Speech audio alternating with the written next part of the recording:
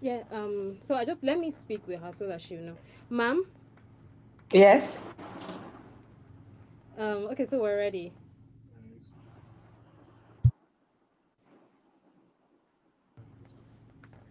All right, yes, this is Techpression Live on Techpression TV. My name is Ibukun Bankole. Investors across Africa are tightening how they send out money or how they invest in businesses, how they give out funds, and it's becoming a challenge for many businesses in Africa. So, which means that the Africa venture capital space is getting tighter, stricter with funds, getting more selective. And so the question is, how are some other African startups getting fundings over and over and over again? And while a lot of others are not getting any funding and they're being turned back or turned down. Now, that's the conversation we're looking at today.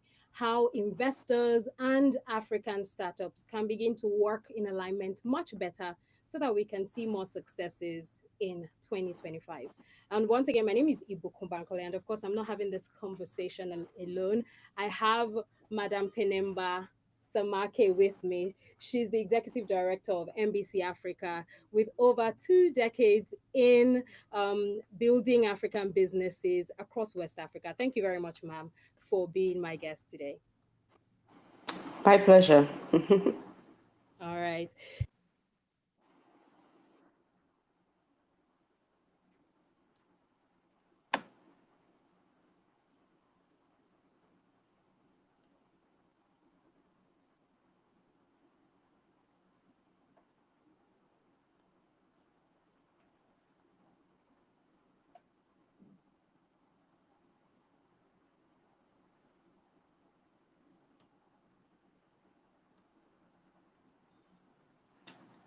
There's something wrong. Can you hear me? I hear you now. Thank you. Oh, okay. I didn't So hear anything that you said before.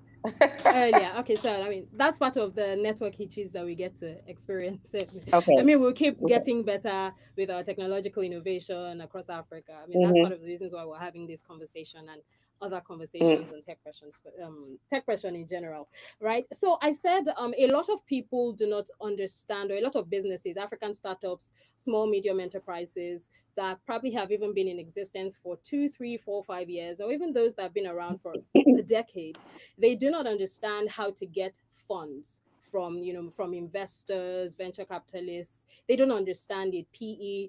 Can you explain what investor funding can do for businesses? What is it about? So before I set into that, I will just like to give you a background. Okay. So you said my name, I'm Tenemba, and I've been doing business development for SMEs for some times now. And one of the things that we've learned is that you build a business through different phases. And like in agriculture, we have value chains, right? So also in building businesses, you have different stages a founder goes through. So you have different ways of supporting that business, and you have different funding types depending on the stage of the business. And in Africa, we don't have that. It takes a whole ecosystem to build businesses, and most of our countries do not have strong ecosystems. The best ones so far, you can count what? Nigeria, Egypt, Rwanda, Senegal, yeah, Ghana also. So you have a few countries in Africa that are starting to have strong ecosystems, but you will still find that gap in the financing for the early stage businesses. And this is where VC is, right? And before VC, you have normally friends, families, and fools, angel Yes. investors that we don't have, right? So the fact that doesn't exist makes it very difficult for majority of the founders to raise funding. Those that you see that are raising funding, if you look at it very well, they are coming out from an ecosystem that works. Y Combinator, all our tech, Yes. um, yeah, our tech good ones come from something like Y Combinator ecosystem. So how do we set up those ecosystems should be today our goal. And NBC Africa, my company, is is doing that, but more focused on agribusiness than just tech. We use technology as an enabler. We're not a So like tech agri-tech. support, yes, but we build ecosystems because we know we've been doing this for 10 years and we realize that training people, you're wasting your time. They need a lot of things together and at the same time. And that is why the ecosystem approach, which is a holistic approach, is the best. So how do we do that in our different countries and regions is the question.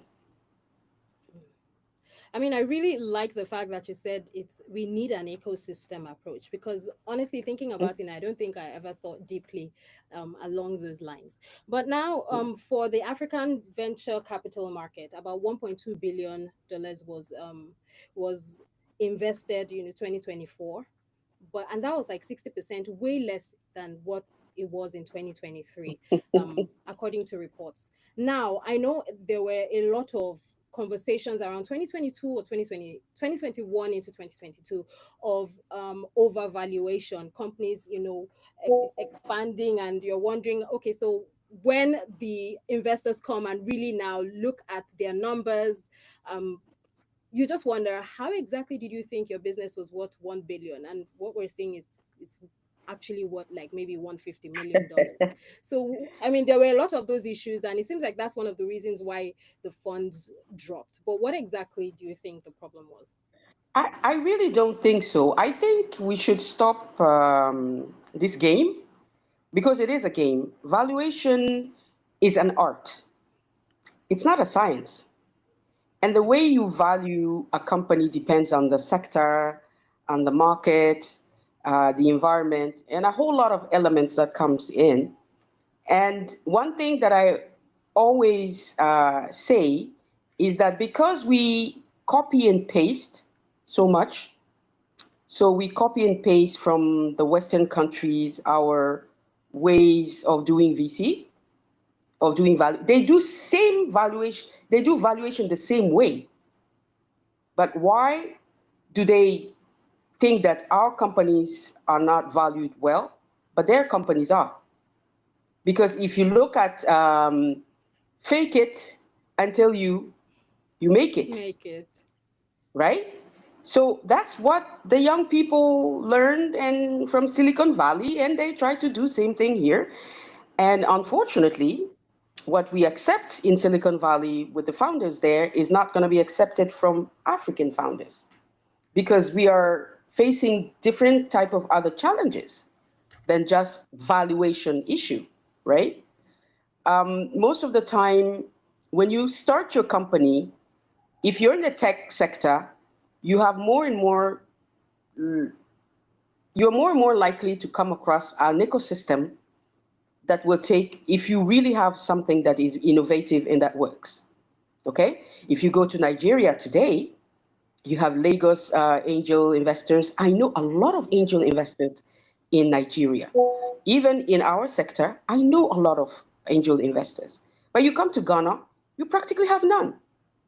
So if I'm a funder and I'm in tech sector, I will go to Nigeria. There's more chance for me to access to funding because I have an ecosystem that is more dynamic and that has more angel funders and probably more VCs than in Ghana, right? And today on the French speaking side, you would go to Senegal because Senegal Yes. has invested a lot in building that tech ecosystem. So I think it's much more than just the valuation, but I believe that they just copy and paste. So why accept from one founder in Silicon Valley and not a founder in Lagos? That's the question we should be asking. Hmm. Okay, so like you said, it's Mm, a numbers game. So you have to it's a find where your numbers money would game, yield. really. Yeah, don't get caught. Yeah, if you get caught, Mm. yes, because some of them get caught. We have many examples, even in the United States. Don't get caught. Fake it until you really make it, and don't get caught. Yeah, but it's difficult for me to talk about this because I come from a real economy. Agribusiness is most of the time it's real economy. It's not tech only. It's So not digital. investment is So I mean, about, they are real products. yes, there are real products and real services that are provided. Hmm. And the fact that also you only have a small market in some of the African countries that can use some of the services that are thrown out there. Apart from the fintech and the agtech, I don't see a lot of market for some of the things our young people are doing. Even the fintech, they're doing a lot of copy and paste. There's not a lot of innovation per se. Because if you want to innovate in fintech, you have to innovate in financial services. Because again, the technology, the digitization is just to make things better, make things more efficient, make things more less expensive, etc., etc.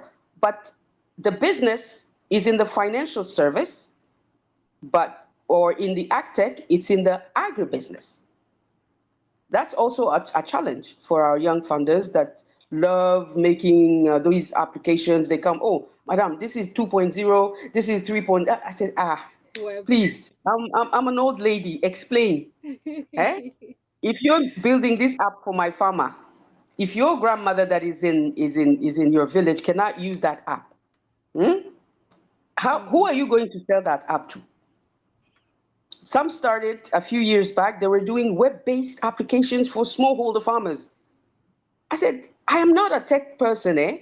But you see, you need to sell it to somebody. And the smallholder farmers don't even have access sometimes to phone. Talk more of And internet. yeah, so these are some of the things that I'm giving examples, but just to say that it's not only about valuation, because if you have a good product or a good service that has a market, yeah, you will always be able to sell it to an investor. So most of the time, it's around these issues that the problem is. Market, your capacity, your strategy to get hold of that market, you cannot really showcase it. So even if your application is great, but you can't sell it. And when you can't sell, you can't raise money. Simple. Mm. So Okay. sometimes So it's not now, valuation. Mm. sorry to cut you short, but I mean, what I can really get from you is the fact that yes, it's really not about valuation. Some people are making it till they or faking it till they Yeah. make it. And but the Hmm. important thing is, what is the value? What is the value of your product or service? That is what Hmm. I mean. That's what is important. I mean, and then there's Yeah. also something else that you said, which is not particularly maybe in investments per se, but you said something about getting services down to the rural areas, for example, the smallholder farmers in the case of agriculture.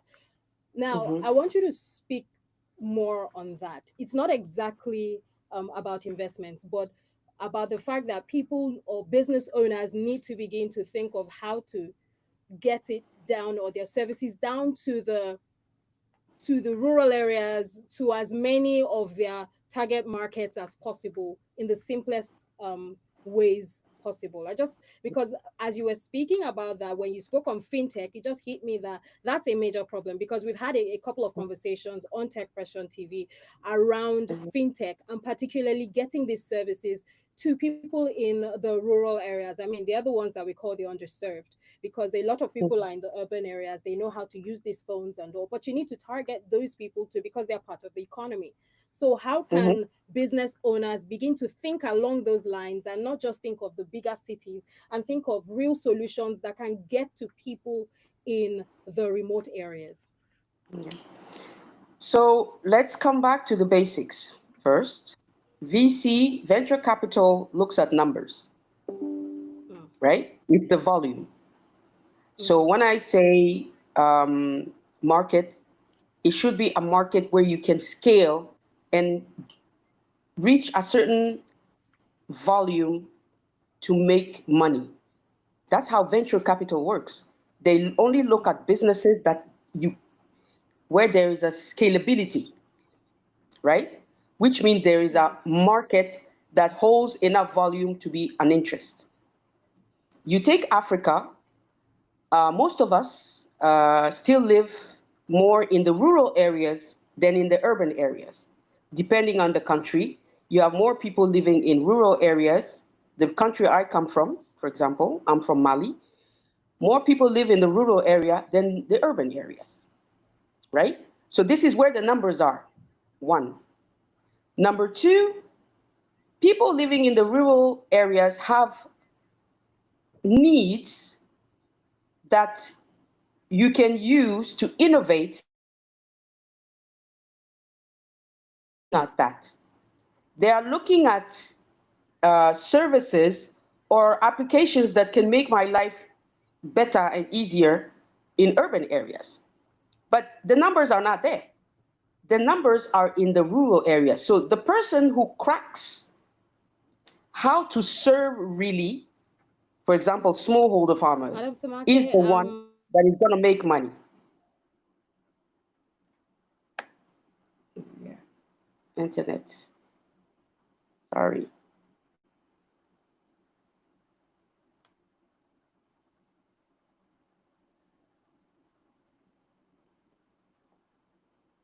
Ooh la la.